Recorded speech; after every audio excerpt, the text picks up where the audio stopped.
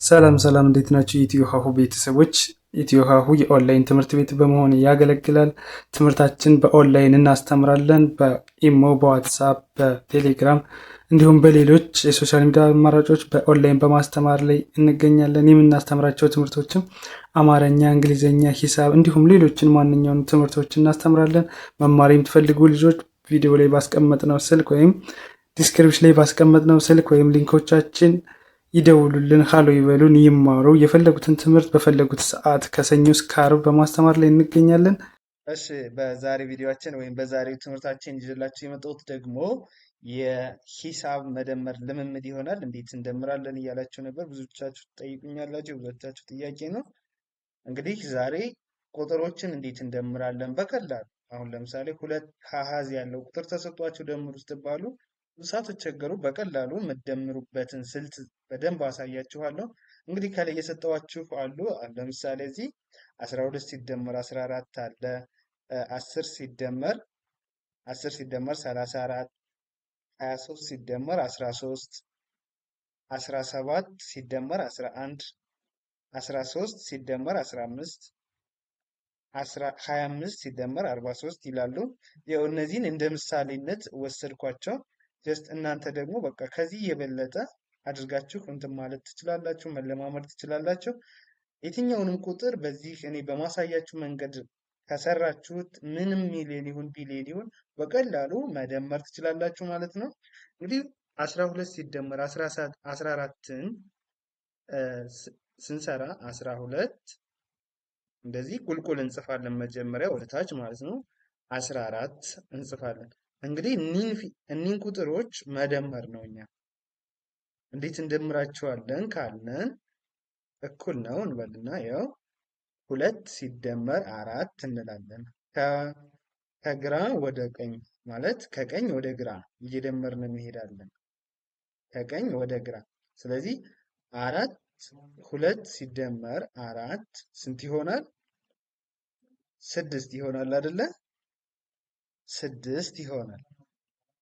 6 ብለን እንጽፋለን። እሺ 2 ሲደመር 4 ደመርን። ከዛ 1 ሲደመር 1 ሲደመር 1 ስንት ይሆናል? 2 1 ሲደመር 1 2። ስለዚህ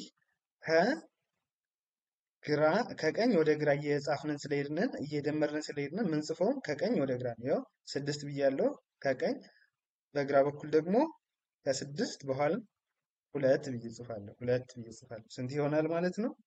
26 ይሆናል ማለት ነው። መልሳችን 26። ያው 12 ሲደመር 14 26። በቀላሉ ትልቅ ቁጥር ማንኛውም ቁጥር ቢሆን በዚህ አይነት መንገድ ትሄዳላችሁ ማለት ነው። ቀጣዩንም አሁን እሺ እንስራ። ቀጣዩ ደግሞ 10 ሲደመር ስንት ነው? ወደ ታች ነው የምትጽፉት እንደነገርኳችሁ 34። እንግዲህ ከቀኝ ወደ ግራ እየደመርን እንሄድ አንዳንዶችን ማለት ነው። አንዳንዶች። ስለዚህ 0 ሲደመር 4 ስንት ይሆናል? 4 ነው። 0 ሲደመር 4 ይሆናል። 1 ሲደመር 3 እንላለን። 1 ሲደመር 3 ስንት ይሆናል? 4 ይሆናል። 4 ምንጽፈው ከቀኝ ወደ ግራ ነው። 4 መልሱ ስንት መጣ?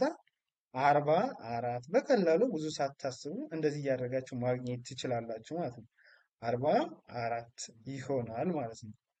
ቀጣዩን ደግሞ ስናይ 23 ሲደመር ስንት ነው? 13 አይደለ? 23 ሲደመር 13 እኩል ነው። ኦኬ እኩል ነው። እሺ 3 ሲደመር 3 ስንት ይሆናል? 3 ሲደመር 3 6 ይሆናል። 2 ሲደመር 1 ደግሞ ስንት ይሆናል? 2 ሲደመር 1 3 ይሆናል። 3 ስንት መጣ? 36። 36 ይሆናል ማለት ነው። 36 እንደዚህ እያደረጋችሁ በቀላሉ መለማመድ ትችላላችሁ። እሺ ቀጣዮቹ ደግሞ 17 ሲደመር 11 ነው። 17ን ከላይ እጽፋለሁ። ከዛ 11ን ታች እጽፋለሁ። ከዛ ምንድን ነው ማደርገው? የመጨረሻ ከዚህኛው እያንዳንዶች ፊደል ከዚች አንዷን መደመር ከዚች አንዷን መደመር እያደረኩኝ ወደ ግራ መሄድ ማለት ነው። ከቀኝ ወደ ግራ ስጽፍም እንዲሁ ውጤቶቹን ስጽፍ ከቀኝ ወደ ግራ። ስለዚህ 7 ሲደመር 1 7 ሲደመር 1 ስንት ይሆናል? 8 አይደለ? ስለዚህ እኩል ነው ብልና 8 ብዬ ጽፋለሁ። 8 ብዬ ጽፋለሁ። ከዛስ 1 ሲደመር 1 ስንት ይሆናል? 1 ሲደመር 2 አይደለ? ስለዚህ 8ን ጽፍ ያለው ከ8 ወደ ግራ በኩል ነው እየጻፍኩ የምሄደው። እንግዲህ ወደ ግራ በኩል እየጻፍኩ ስሄድ 2 ብዬ ጻፍኩ። መልሴ ስንት ይሆናል? ስጨርስ 28 28 ይመጣል። 28 እሺ። ከዚህ በመቀጠል ደግሞ ስንት ነው? 13 ሲደመር 15 አይደለ? 13 ሲደመር 15 13 ከዛ ወደ ታች 15 እነዚህን መደመር። ስለዚህ እንግዲህ እኩል ነው ምን አደርጋለሁ? 3 ሲደመር 5 3 ሲደመር 5 ስንት ይሆናል? 3 ሲደመር 5 ስንት ነው? 8 8 እጽፋለሁ። ዘን ከዛ በመቀጠል ደግሞ እነዚህን መደመር፣ ሁለተኛ ላይ ያሉትን አንድ ላይ መደመር ስንት ይሆናል? 2 1 ሲደመር 1 2 2 ይሆናል። 2 ወደ ግራ ነው እየጻፍኩ ስለምሄድ ያው 2 መልሴ ስንት ሆነ? 28 28 28 ይሆናል ማለት ነው። 28 ከዛ ማን የቀረን? 25 ሲደመር 43 25 ከዛ እንደዚህ ትጽፋላችሁ። ሲደመር 43 25 ሲደመር 43 እኩል ነው። እስቲ ይችንን እናንተ ሞክሯት። ስንት ትሆናለች?